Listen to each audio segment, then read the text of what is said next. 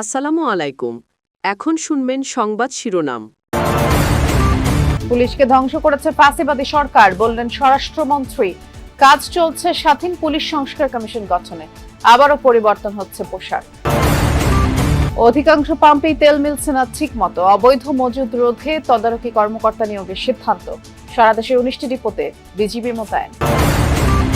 Chief হুইপের সভাপতিত্বে চলছে সংসদীয় কমিটির প্রথম বৈঠক, যোগ দিয়েছেন বিরোধী দলীয় উপনেতা সহ 11 সদস্য।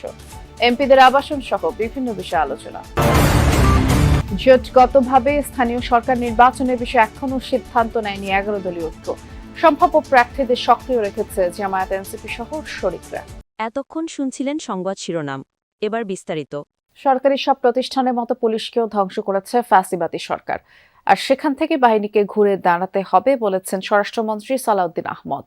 সকালে রাজশাহীর সারদায় পুলিশ একাডেমিতে 43তম বিসিএস সহকারী পুলিশ সুপারদের সমাপনী কুচকাওয়াজ অনুষ্ঠানে অংশ নেন তিনি। প্রধান অতিথির বক্তব্যে স্বরাষ্ট্রমন্ত্রী বলেন, নতুন পোশাক নিয়ে পুলিশের সর্বস্তরের সদস্যদের অসন্তোষ বিবেচনায় নিয়ে আগের ঐতিহ্যবাহী পোশাকের মধ্যে যে কোনো একটি বেছে নেওয়া হবে। আরো বলেন, একটি স্বাধীন ও শক্তিশালী পুলিশ সংস্কার কমিশন গঠনে কাজ করছে সরকার। এর আগে ঢাকা থেকে হেলিকপ্টারে পুলিশ একাডেমিতে পৌঁছালে অধ্যক্ষ ও আইজিপি তাকে স্বাগত জানান। এরপর কুচকাওয়াজ পরিদর্শন ও অভিবাদন গ্রহণ, কৃতি প্রশিক্ষণার্থীদের পুরস্কার তুলে দেন স্বরাষ্ট্রমন্ত্রী। 2025 সালের 1 মার্চ থেকে 1 বছর মেয়াদী প্রশিক্ষণ শেষে কুচকাওয়াজে অংশ নেয় 72 জন প্রশিক্ষণার্থী। চলমান বৈশ্বিক প্রেক্ষাপটে দেশের জ্বালানি ব্যবস্থাপনা কার্যক্রম তদারকি ও সমন্বয়ের লক্ষ্যে দেশের সকল পেট্রোল পাম্পের জন্য একজন কর্মকর্তা নিয়োগের সিদ্ধান্ত নিয়েছে সরকার। বিদ্যুৎ, জ্বালানি ও খনিজ সম্পদ মন্ত্রণালয় থেকে এক সংবাদ বিজ্ঞপ্তিতে এই তথ্য জানানো হয়। নিরবিচ্ছিন্ন জ্বালানি তেল সরবরাহ নিশ্চিতে সারা দেশে 19টি ডিপোতে বিজিবি মোতায়েন করা হয়েছে। এদিকে রাজধানীতে জ্বালানি তেলের সংকটে ভোগান্তি বাড়ছে চালক এবং যানবাহন মালিকদের। সকাল থেকে বেশিরভাগ ফিলিং স্টেশনে সরবরাহ বন্ধ ছিল। সকাল 9টার পর ডিপো থেকে তেল আসতে শুরু করলে আবারও বিক্রি চালু হয়, তবে মজুদ শেষ হলেই আবারও বন্ধ হয়ে যায় সরবরাহ। প্রায় সব পাম্পেই দীর্ঘ লাইন, কোথাও ঘন্টার পর ঘন্টা অপেক্ষা করতে হচ্ছে তেল নিতে। অন্যদিকে পাম্প মালিক ও কর্মচারীদের অভিযোগ, অনেক যানবাহনে পর্যাপ্ত জ্বালানি থাকা সত্ত্বেও চালকরা লাইনে দাঁড়িয়ে আছেন। এদিকে গত কয়েকদিনে জ্বালানি তেলের কৃত্রিম সংকট রোধে দেশের বিভিন্ন স্থানে মজুতদারদের বিরুদ্ধে অভিযান চালিয়েছে প্রশাসন। চট্টগ্রাম ও মৌলভীবাজার সহ সারা দেশে অভিযান চালিয়ে বিপুল পরিমাণ diesel, octane, Mobil, LPG gas জব্দ সহ জরিমানাও করা হয়েছে। সরকারের এমন উদ্যোগকে কিন্তু স্বাগত জানিয়েছে পাম্পের যে মালিক এবং সাধারণ যারা ভোক্তারা রয়েছেন সবাই। কেননা সকাল থেকেই কিন্তু ভুক্তভোগী দুই পক্ষই সকাল থেকে ভোক্তারা কিন্তু যেমন লাইনে দাঁড়িয়ে আছেন, তেমন তাদেরকে সামাল দিতেও বেশ বেগ পেতে হচ্ছে পাম্পের যারা কর্মীরা, মালিকরা রয়েছেন সবাইকেই।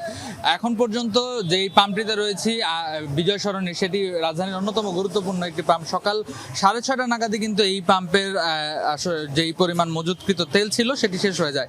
তারপর থেকেই ভোক্তাদের দীর্ঘ সারি পেরিয়ে গেছে একেবারে জাহাঙ্গীর গেট পর্যন্ত। এবং তারপর থেকে আমরা দেখেছি যে ঠিক 12:30টার দিকে একটি নতুন তেলের যে গাড়ি সেটি এসেছে ডিপো থেকে, এবং এখন পর্যন্ত আবার নতুন করে তেল দেয়া শুরু হয়েছে। এবং এই পাম্পের মতোই রাজধানীর বিভিন্ন পাম্পগুলোতে কিন্তু তেল সংকটের কারণে সকাল থেকেই বন্ধ ছিল সরবরাহ, এবং যেইগুলোতে খোলা ছিল সেগুলোতেও ছিল ভোক্তাদের উপচে পড়া ভিড়। পাশাপাশি পাম্পের মালিক সহ যারা সংশ্লিষ্ট কর্মকর্তারা রয়েছেন তারা যেমনটি বলছিলেন যে এখন পর্যন্ত অনেক যানবাহনই এমন রয়েছে, অনেক যানবাহনের চালকরা যাদের আসলে পর্যাপ্ত পরিমাণ তেল থাকার পরেও কিন্তু তারা লাইনে দাঁড়িয়েছেন এবং সিরিয়ালে আসছেন যেন অতিরিক্ত মজুত করে রাখা যায় সেই জন্য। এবং এই সমস্যাগুলোর কারণেই কিন্তু মূলত একজন করে সদস্য নিয়োগ করার সিদ্ধান্ত হয়েছে, এবং এই সিদ্ধান্তকে মালিক পক্ষ এবং ভোক্তারা, সাধারণ ভোক্তারা সবাই স্বাগত জানিয়েছেন যে আসলে এমন একজন থাকলে পাম্পের মধ্যে তাহলে হয়তো বা শৃঙ্খলা ফিরে আসবে বলে তারা আশা করছেন। তেল পাচ্ছেন এইটি বলা যাবে না, তবে তেল পাচ্ছেন, অর্থাৎ তারা যে প্রতিদিন যে ডিউ কাটছেন সেই ডিউর আলোকে তারা ডিপোগুলো থেকে তেল দেওয়া হচ্ছে বলে আমাদেরকে জানানো হচ্ছে। আমরা নিজেরাও সরজমিনে এসে যেটি দেখতে পাচ্ছি যে কিছুক্ষণ পরপরই কিন্তু আমি যমুনা ডিপোর সামনে আছি, সেখান থেকে গাড়ি বের হয়ে যাচ্ছে, এবং পাশে মেঘনা ডিপো থেকেও আমরা দেখছি যে তেল বের হচ্ছে। অর্থাৎ তারা বলছে ত্রয়োদশ জাতীয় সংসদের সংসদীয় কমিটির প্রথম বৈঠক শেষ হয়েছে। বেলা 11টায় জাতীয় সংসদ সচিবালয়ের ক্যাবিনেট কক্ষে বৈঠকটি শুরু হয় এবং এই কমিটির বৈঠকে সভাপতিত্ব করেন চিফ হুইপ নুরুল ইসলাম মনি। উপস্থিত ছিলেন বিরোধী দলীয় উপনেতা ডাক্তার আব্দুল্লাহ তাহির সহ কমিটির 11 জন সদস্য। সংসদ সদস্যদের আবাসন সমস্যা সহ গুরুত্বপূর্ণ বিষয় সমাধানের করণীয় নির্ধারণে বৈঠকে আলোচনা হয়। এদিকে বিকেল 4টায় সরকারি দলের সংসদীয় সভা অনুষ্ঠিত হবে। সংসদ ভবনে সরকার দলীয় সভাকক্ষে ওই বৈঠকটি হবে। বিএনপি সংসদীয় দলের সভায় অন্তর্বর্তী সরকারের সময় জারি করা 133টি অধ্যাদেশের বিষয়ে আলোচনা হতে পারে। আর এসব অধ্যাদেশের বিষয়ে আগামী 2 এপ্রিলের মধ্যে জাতীয় সংসদের বিশেষ কমিটির প্রতিবেদন দেওয়ার কথা রয়েছে। আগামীকাল থেকে ত্রয়োদশ জাতীয় সংসদের পরবর্তী অধিবেশন শুরু হবে। সংসদের এই অধিবেশন চলবে আগামী 30 এপ্রিল পর্যন্ত। স্থানীয় সরকার নির্বাচনেও কি জামায়াত ইসলামীর নেতৃত্বাধীন 11 দলীয় জোট অটুট থাকবে? এমন প্রশ্ন ঘুরপাক খাচ্ছে রাজনৈতিক মহলে। যদিও জামায়াত, এনসিপি সহ অন্য শরিকরা নিজেদের সম্ভাব্য প্রার্থীদের সক্রিয় রেখেছে মাঠে। প্রশ্নের জবাবে জামায়াত নেতারা বলছেন, গতানুগতিক রাজনৈতিক জোট না হলেও জোটের আদলেই ঐক্যবদ্ধ 11 দল। নায়েবে আমির এটিএম এজহারুল ইসলামের মতে, প্রয়োজনে 11 দল রাজনৈতিক জোটের সিদ্ধান্তে যাবে। নির্বাচনের আগে এনসিপিকে সঙ্গে নিয়ে 11 দলীয় নির্বাচনী ঐক্য গঠন করে জামাত। ইতিহাসে নিজেদের সর্বোচ্চ আসন নিয়ে তারা এখন বিরোধী দল। জানার আগ্রহ বাড়ছে, আসন সমঝোতার ভিত্তিতে তৈরি হওয়া সেই ঐক্য কি নতুন রাজনৈতিক জোট হিসেবে সামনে এগোবে? নিশ্চিত করে না বললেও সম্ভাবনা উড়িয়ে দিচ্ছেন না জামাত নেতারা। সংসদের ভেতর অটুট আছে জামাত নেতৃত্বাধীন ঐক্য। সরকারকে প্রয়োজনে মাঠে মোকাবেলার জন্য অবস্থান বজায় রাখার কথা বলছেন তারা। সেক্ষেত্রে কি হতে পারে স্থানীয় সরকার নির্বাচন নিয়ে?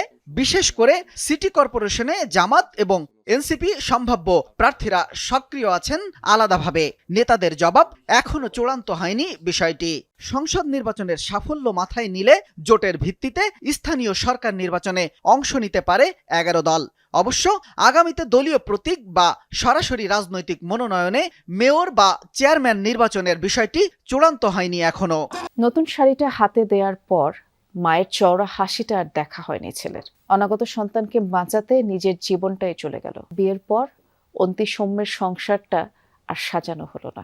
রাজবাড়ির দৌলত দিয়ে পদ্মায় ডুবে যাওয়া বাসে মাকে বাঁচাতে না পারা ছোট্ট শিশুর আহাজারি কাঁদিয়েছে সকলকে। এসব দুর্ঘটনার চিত্র এবারের ঈদের আনন্দকে কেবলই বিষাদে পরিণত করেছে। অথচ হাহাকার, আর্তনাদ ছাড়াও ঈদটা হতে পারত স্বস্তির। দুর্ঘটনা ছাড়া স্বস্তির ঈদযাত্রা কেবলই প্রত্যাশা থেকে গেল সবার। কবে মিলবে দুর্ঘটনা ছাড়া একটা নির্মল ঈদ? একটা পুতুল নিয়ে এসেছি ঘরে। মাস 3 আগে অন্তিকে ঘরে তোলার পর বলেছিলেন সৌম্য। সেই পুতুলের নিথর দেহ নিয়ে বাড়ি ফিরলেন সৌম্য, সাথে নিজেও অনন্তকালের যাত্রী। পানি নিয়ে যাদের ভয় ছিল অসীম, তাদের জীবনের যবনিকা সেই জলের বুকে। তুখোর বিতর্ক করা আহনাফ রাইয়ানের অবশ্য জলভীতি ছিল না। নদীর সাথে সখ্যতার চিরদিনের। ফেসবুকে শেষ প্রোফাইল ছবিটা অন্তত তাই বলে। কিন্তু কে জানত মমতা বই মাকে নিয়ে তার জীবনের অন্তিম যাত্রা লিখে দেবে প্রমত্তা নদী। হাসিমাখা মায়ের মুখটা দেখতে দেখতে হঠাৎ দুর্ঘটনা। কে জানত এ দেখাই শেষ।